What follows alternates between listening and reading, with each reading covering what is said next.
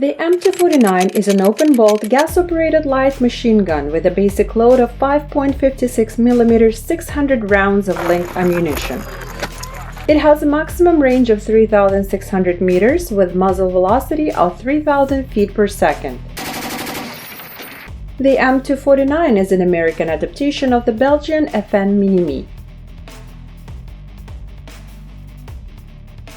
When the trigger is pulled, the bolt carrier moves forward under the power of the recoil spring.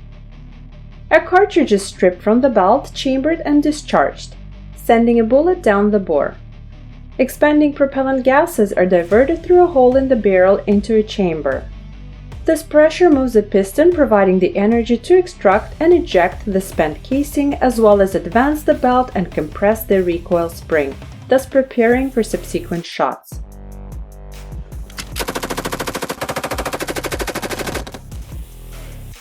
The M249's air-cooled barrel is equipped with a mechanism to remove and replace the barrel assembly with a spare, allowing the gunner to rapidly replace an overheated or jammed barrel during fire.